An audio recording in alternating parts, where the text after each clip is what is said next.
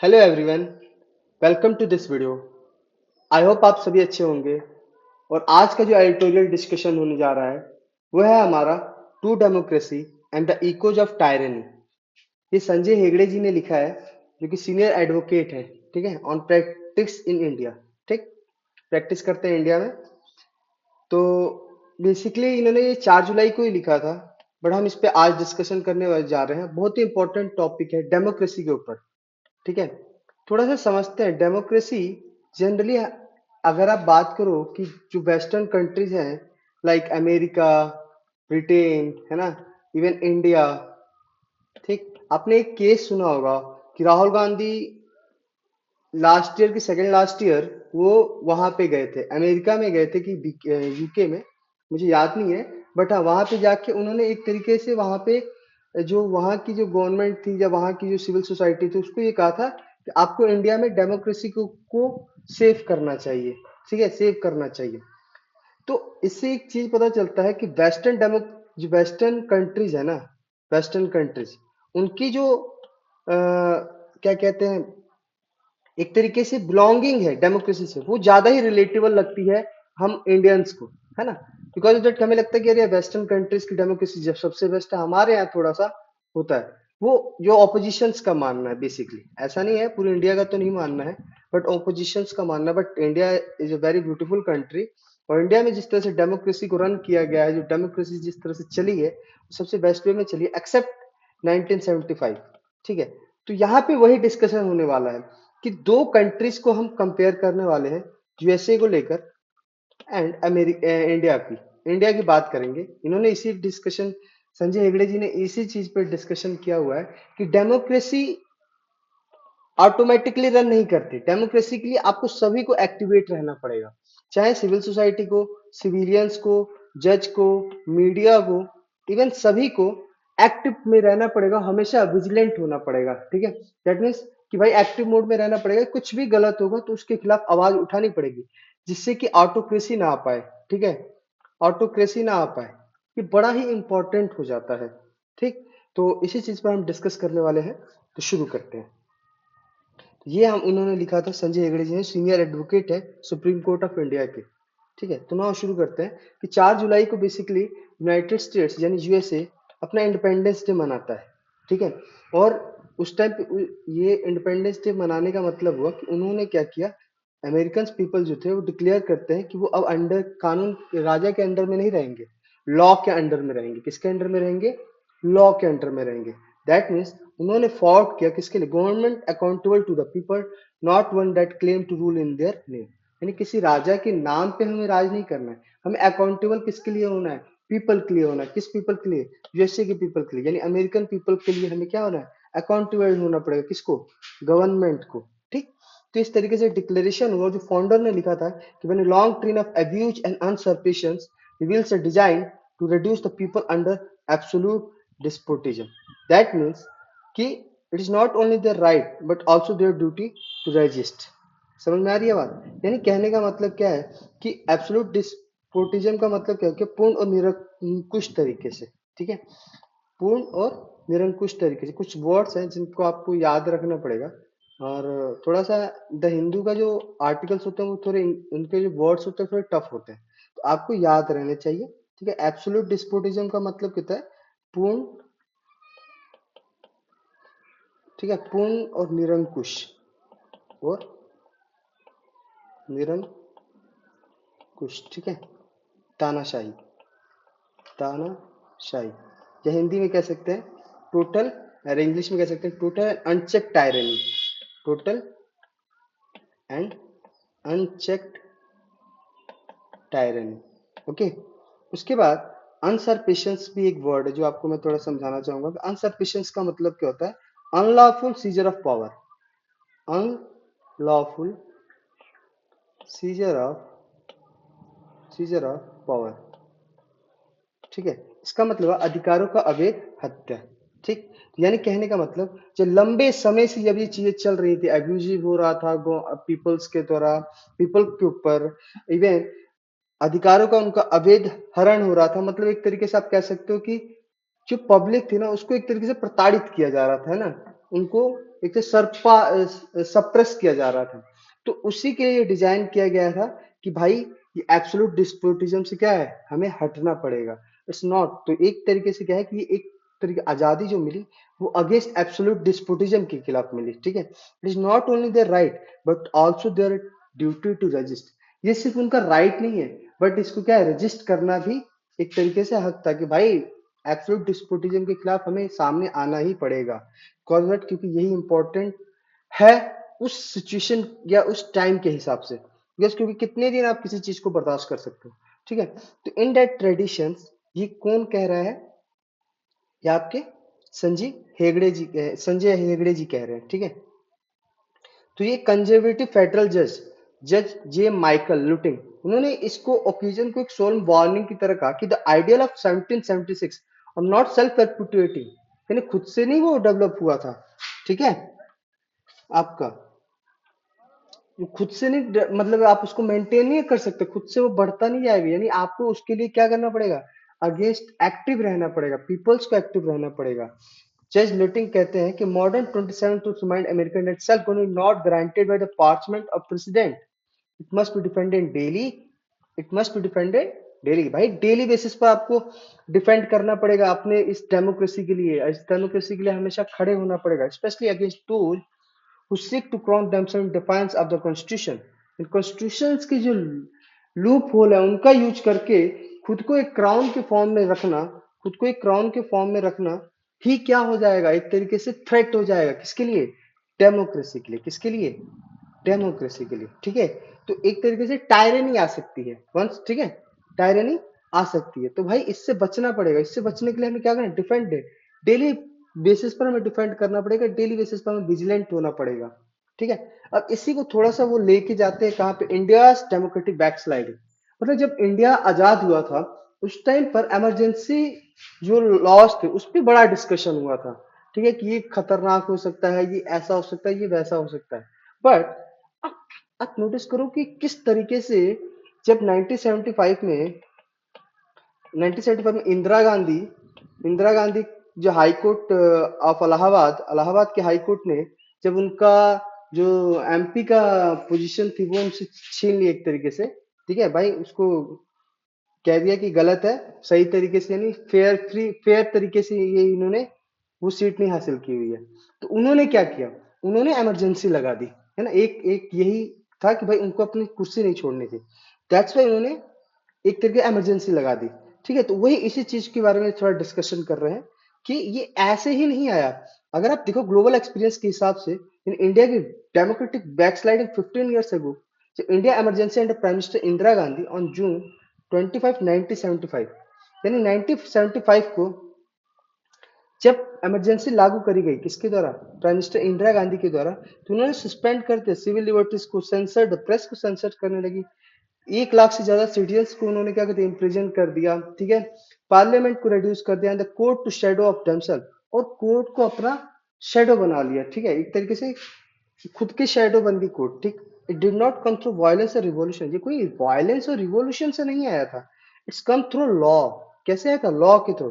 India Indira Gandhi कहते थे कि वो डेमोक्रेसी को सेव कर रहे हैं, बट एक एक तरीके से सेव कर रहे हैं, but in fact she was suffocating it, लेकिन वो क्या कर रही थी, डेमोक्रेसी को सफोकेट कर रही थी, एक तरीके से गला दबा रही थी डेमोक्रेसी का, ठीक है।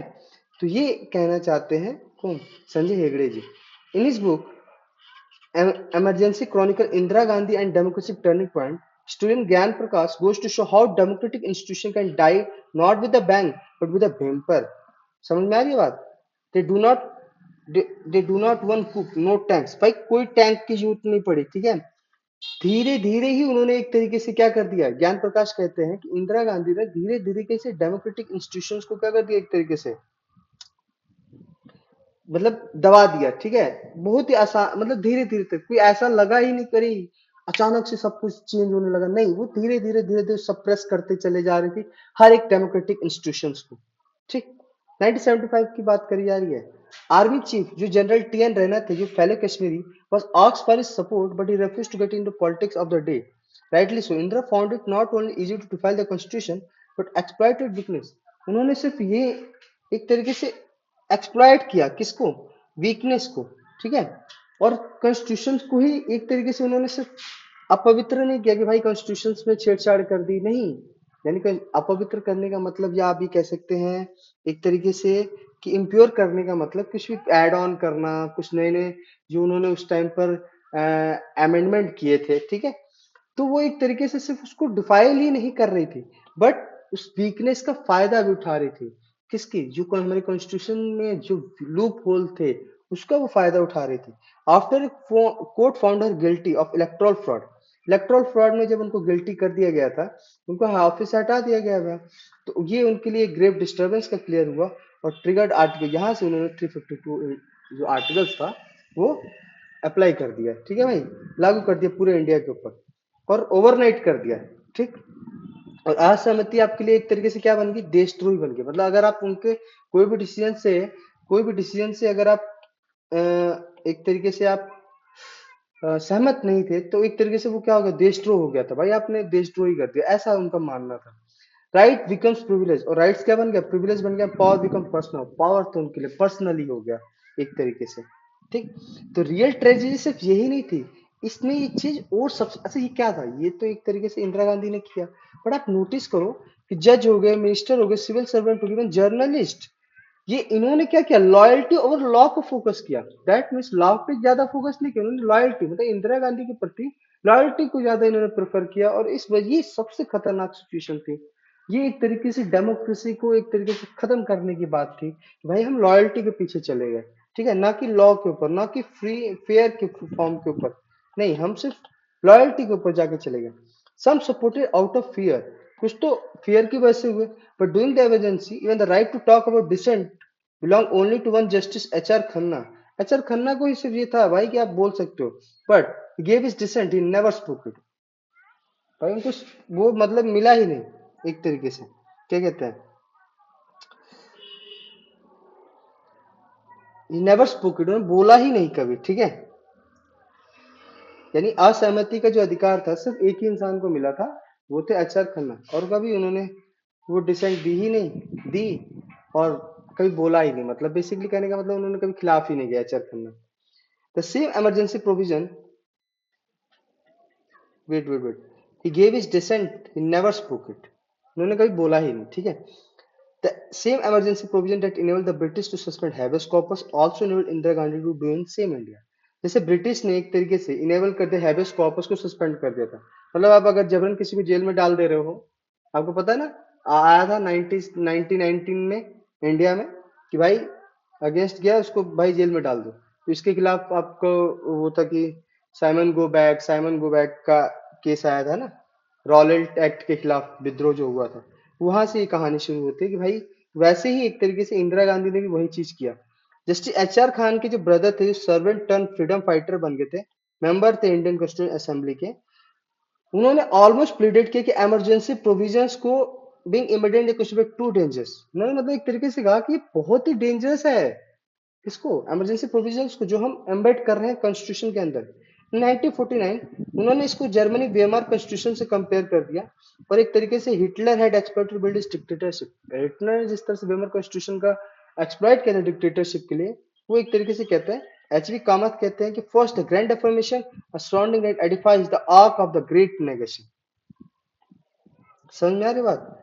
एक तरीके से बड़ा सा आप ये कह सकते हैं कि लार्ज एंड इम्पोज बिल्डिंग बनाने की कोशिश करेगी ग्रेट नेगेशंस के साथ, सबको भाई मनाकर। ये back for check and balance, उन्होंने कोशिश करी कि चेक एंड बैलेंस के लिए बैक किया उन्होंने। ये back for the constitution to protect future generation, even उन्होंने बैक किया कॉन्स्टिट्यूशन को फ्यूचर जनरेशन को प्रोटेक्ट करने के लिए, बट वॉज इग्नोर, उनकी बात सुनी ही नहीं गई, किसकी? ठीक है, अचर खान खन्नास ब्रदर्स की, ठीक, ब्रदर की। जब वही तो एच बी कामत थे basically. Indira Gandhi declare internal emergency 26 year later, और 26 साल बाद जब इंदिरा गांधी ने 26 ईयर बाद जब इंदिरा गांधी ने इमरजेंसी लागू कर दी, तो मैकेनिज्म जो मैं एच बी कामत थे वो एक तरीके से फेयर्ड हो गए, ठीक है। और उस टाइम पर मीसा एक्ट लागू किया गया था। मीसा एक्ट मतलब जो भी डिसेंट दे रहा है, मतलब जो भी इसको मना कर रहा है या विद्रोह कर रहा है या असहमति जता रहा है, उस पर एक maintenance of internal security act आ गया, प्रिवेंटिव डिटेंशन लॉ लेके आ गई, ठीक है, जिससे उनको सभी को क्या कर दिया जाता था, जेल में डाल दिया था। तो संजय गांधी थे, वो अनइलेक्टेड थे, अनअकाउंटेबल थे, लेकिन वो एक पैरेलल स्टेट चला रहे थे। Sterilization campaign and slum demolition. So sterilization campaign मतलब आपको पता है उस टाइम पे उन्होंने एक वो लाया था, क्या कहते हैं, अ, कि बर्थ को कंट्रोल करने के लिए, ठीक है, स्टेरिलाइजेशन कैंपेन उन्होंने चालू कर दिया था और स्लम्स को डिमोलिश करना चालू कर दिया था। इंटायर नेबरहुड्स इन दिल्ली वर रेस्ड, प्रोटेस्टर वर शॉट्स और इवन प्रोटेस्टर्स को गोली भी मारी गई। फैमिली वेयर डिस्प्लेस, फैमिलीज वहां से डिस्प्लेस हुई। Inmates were torture, all of its was legal. और सभी किस फॉर्म में हो रहे थे, लीगल फॉर्म में हो रहे थे। ऐसा नहीं था कि इसके पीछे कोई इलीगल तरीके से, यानी एक तरीके से इसको लीगल परिभाषित कर दिया गया था और कोई भी इनमें से डेमोक्रेटिक तो नहीं ही था। यानी एक तरीके से आप देख रहे हो किस तरह से डेमोक्रेसी की उस टाइम पे हत्या की जा रही थी। जब इमरजेंसी एंड हुआ 1977 में और इंडिया ने वोट किया इंदिरा गांधी को बाहर निकाल कर, लैंडस्लाइडली वोट किया कि बाहर हो जाए, जनता गवर्नमेंट लेके आई 44th अमेंडमेंट, ठीक है, जिसमें उन्होंने कुछ चीजों को हटाने की कोशिश की, जो बहुत सारी चीजें हटा दी बट कुछ को ऐड ऑन किया। बट एक तरीके से उसने डीपर डैमेज कर दिया पॉलिटिकल कल्चर को, इंस्टीट्यूशंस को, to idea that constitutionalism alone can protect democracy में। यानी इससे एक चीज तो क्रिएट हो गई थी कि कॉन्स्टिट्यूशन अकेले सिर्फ डेमोक्रेसी को प्रोटेक्ट नहीं कर सकता, इंडिया को इससे आगे जाना पड़ेगा और इंडिया को इस अथॉरिटेरियन कोलैप्स से बचना होगा। किस तरीके से वो इस रास्ते से बचे, सेम यही चीज आप यूएसए के केस में भी देखोगे। यूएसए में अभी देखोगे कि जो प्रेसिडेंट डोनाल्ड ट्रंप है, उन्होंने कोई इमरजेंसी डिक्लेयर नहीं किया, लेकिन उनके पास जो मेजोरिटी है बोथ हाउस में, 6-3 conservative in majority in supreme court, that means उस सुप्रीम कोर्ट में 6-3 यानी 6 उनके फेवर में है। उनके सारे एक्शंस को लीगलाइज किया जाएगा, है ना। You can weaponize the justice department prosecute opponents, opponent के खिलाफ वो उस चीज को क्या कर सकते हैं, यूज कर सकते हैं और उनके लिए सिर्फ इसको री इंटरप्रेट करना होगा। तो जस्ट जज लेटिंग कहते हैं this not reforms, it's monarchy by another name. ये एक तरीके से मोनार्की है अनदर नेम के साथ, ठीक है। डेमोक्रेसी यही तो कह रहे हैं, लूप होल का बड़ा ही इस्तेमाल कर, इसलिए कहा जा सकता है कि डेमोक्रेसी एक बेस्ट फॉर्म ऑफ गवर्नमेंट नहीं हो सकती, ठीक। As just like Indira, he has minister, उनके पास भी मिनिस्टर है और सब support him willingly, others colleague hesitant to push back. He has media groups, उनके अपने मीडिया ग्रुप्स हैं, लॉयल स्पोक पीपल हैं, सेवन एलिटो गोरश गैग orders, republican McDonald's, civil society also has remained subdued, maybe exhausted, and just like Indra's 44th amendment, in this way guardian of constitution instead will buried in its name। समझ में आ रही है बात। यानी एक तरीके से आप ये नोटिस करो कि सब कुछ उनके पास हाथों में है, लेकिन वो एक तरीके से थ्रेट हो चुका है डेमोक्रेसी के लिए, एक तरीके से अनदर फॉर्म ऑफ मोनार्की आ चुकी है अभी। अगर अगर हम बात करें सुप्रीम कोर्ट के अंदर किसके, यूएसए के, 6-3 कंजर्वेटिव मेजोरिटी चल रही है, ठीक है। ये कौन कर रहा है, संजय हेगड़े जी कह रहे हैं। तो history confirms another hard truth basically. यानी अगर आप देखो कि same freedom for free society can also legalize its burial. Hitler rose through election, so did Indira, Hitler भी इलेक्शन के थ्रू ही आया था, इंदिरा भी आई, ट्रंप भी आए। The lesson that tyrant thrives when this hollow out democracy from below are not guarded by people with the courage to say no। That means कि अगर ये लोग तो चलो इलेक्टेड होके आ गए, इनको इलेक्शंस के थ्रू हमने इलेक्ट कर दिया, बट अगर डेमोक्रेसी जो पीपल्स के द्वारा गार्डेड है, जो एक्टिव सिटीजन्स हैं, जो मीडिया है, जो आपकी जुडिशरी है, ठीक है, अगर ये करेज नहीं दिखाएगी नो करने का, उनकी जो डिसीजन है उसको नो करने का, तो एक तरीके से टायरनी क्रिएट हो जाएगी, ठीक है। If Congress parliament refuse to accept its votes, its if judge render partisan president, if the press become passive, if law enforce सब power instead of public, then law cease to be king। तो भाई law किसकी गुलाम हो जाएगी, king की गुलाम हो जाएगी। और फिर एक तरीके से आप स्लो कोरोनेशन देख रहे होगे अनदर फॉर्म में, ठीक। दिस यहाँ पे थोड़ा सा ये करके दिस हिस्टोरिकल आयरनी है too deep to ignore. Year after Indira Gandhi present her opponent has suffocated the constitution, her grandson Rahul and Varun brandished their own mandate, a millennium patriot rising up for authority in a new birth। The book that Varun brandished invoking his very document Indira Gandhi once went to her will, where once the constitution was used to silent dissent, is now Rahul Gandhi weapon to dissent। सीधी सी बात है कि कहने का मतलब ये है कि इंदिरा गांधी ने इतना कुछ किया, उसके बाद भी जो सफोकेट किया, कॉन्स्टिट्यूशन को दबाया, ओपोनेंट्स को जेल में डाल दिया, तो उनके जो ग्रैंडसन है राहुल एंड वरुण, वो भी एक तरीके से क्या है, पेट्रोल देशभक्ति एक तरीके से कूट कूट को दिखा रहे हैं, ठीक है। तो अगर आप यहाँ पे थोड़ा सा समझने की कोशिश करो, 1 मिनट रुक जाओ, ठीक है, हाँ।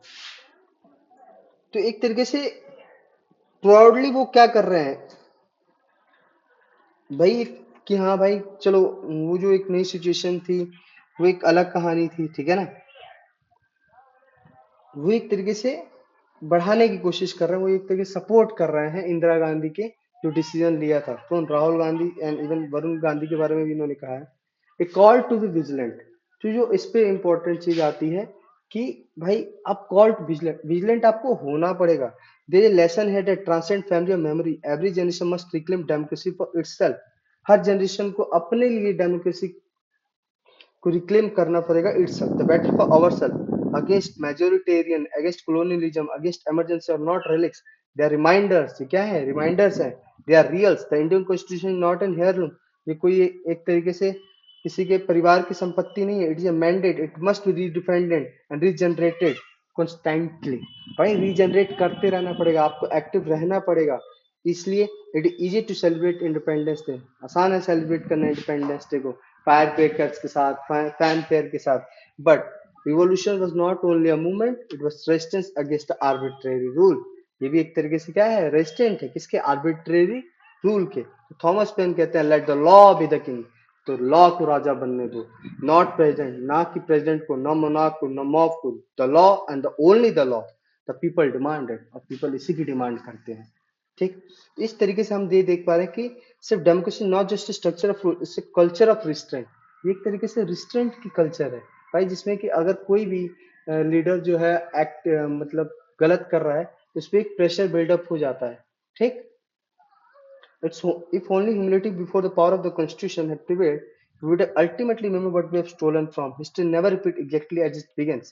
इस सिंपल से कहने का मतलब है कि सिर्फ एक तरीके से टायरनी ऑटोमेटिकली नहीं आती जब तक आपको एक्टिव नहीं होगे, जब तक सिविल सोसाइटी, सिविलियंस, आपके डिफरेंट डेमोक्रेटिक इंस्टीट्यूशंस, आपके मीडिया, जब तक ये लोग एक्टिवेट नहीं होंगे तब तक आप एक तरीके से डेमोक्रेसी को मेंटेन नहीं रख सकते। डेमोक्रेसी को एक तरीके से कॉन्स्टिट्यूशनलिज्म फॉर्म में नहीं रख पाओगे। ठीक है। तो both Indian America democracy born from heart. Heart से तो क्या है, दोनों ही डेमोक्रेसी है। But citizen must tries to defend, लेकिन सिटीजन्स को अपने लिए डिफेंड करना पड़ेगा। This means court, journalist, legislature and servant act when faced with leaders who believe they are above the law then they are doing their job। भाई जब भी किसी भी लीडर्स को ये लगने लगे कि वो कानून के ऊपर है तो सीधी सी बात है, इनको एक्टिव होना पड़ेगा। This is not monarchy, it's just a governance. ये क्या है? सिर्फ गवर्नेंस है। ठीक। If the law is weak when the president is the law, it must be defended. And if the law is made by the minister to silent dissent, it can not be followed. भाई असहमति के खिलाफ अगर सहमत होने की बात है, चुप होने की बात है, तो भाई वो फॉलो नहीं होना चाहिए किसी भी हद से।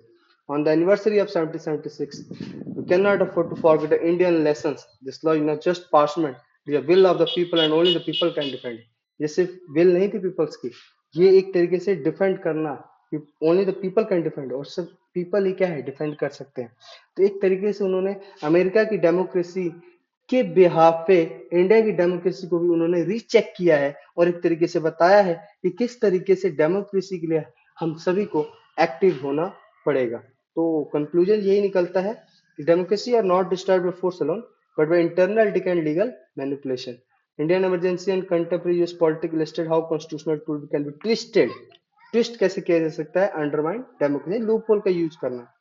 Unchecked executive power, judicial compliance and legislative silence pave the way for authoritarianism. भाई धीरे धीरे क्या देते हैं? अथॉरिटेरियनिज्म की तरफ बढ़ावा देते हैं। जो इंस्टीट्यूशन सिर्फ एनफ नहीं है, इसके लिए एक मॉरल रिक्वायर करेज चाहिए जज के लिए, politician, civil servant and citizens, कि वो एक तरीके से इनके खिलाफ खड़े हो। हिस्ट्री वॉर्न्स है, हिस्ट्री हमें वॉर्न करती है कि फ्रीडम सिर्फ साइलेंटली नहीं इरोड होती, बट ये एक तरीके से लॉस्ट फॉर जनरेशंस के लिए चली जाती है। Constitution is not self executive, it survive only when actively upheld by the people. In people के द्वारा अपहेल्ड किया जाता है, तभी कॉन्स्टिट्यूशन एक तरीके से सेल्फ एग्जीक्यूट होती है, होगी भाई, कंटिन्यू रहेगी। True patriotism line defending the rule of law, not in the following personality of populist law. True patriotism सिर्फ ये नहीं है, यही है कि आपको रूल ऑफ लॉ को डिफेंड करना है, ना कि किसी इंडिविजुअल्स को, किसी पर्सनैलिटीज को आपको उसको बड़ा बनाना है। ऐसा नहीं होता है। कोई भी इंसान लॉ के ऊपर नहीं है। Citizen must stay vigilant, citizens को हमेशा विजिलेंट होना पड़ेगा रजिस्ट करना पड़ेगा नॉर्मलाइजेशन ऑफ टायरनी को। भाई टायरनी अगर हो रही है तो उसको नॉर्मल मान के नहीं, उसको भाई रजिस्ट करना पड़ेगा, उसको उसके अगेंस्ट खड़ा होना पड़ेगा। And remember, the law is not just parchment, it is the will of the people. ये क्या है? विल है किसका? पीपल्स का। ठीक है, आई होप ये एडिटोरियल आपको बहुत कुछ सिखाती है। अगर आप इसको देखोगे कि डेमोक्रेसी का किस तरीके से, एक तरीके से बहुत ही अच्छी चीज है, बेस्ट फॉर्म ऑफ गवर्नमेंट है। बट अगर आप इसका एक तरीके से चेक नहीं रहोगे, विजिलेंट नहीं रहोगे, सभी को, हर सिटीजन्स को, सिविल सोसाइटी को, मीडिया को, जुडिशरी को, सबको एक्टिव रहना पड़ेगा कि किसी भी तरह की टायरनी आने से पहले, कोई टायरनी आने से पहले अगर थोड़ा भी वो टायरनी से फील हो, उसके अगेंस्ट खड़ा होना पड़ेगा, तभी डेमोक्रेसी सेफ रहेगी। ठीक है, आई होप आपको ये ट्यूटोरियल समझ में आएगा। Thank you.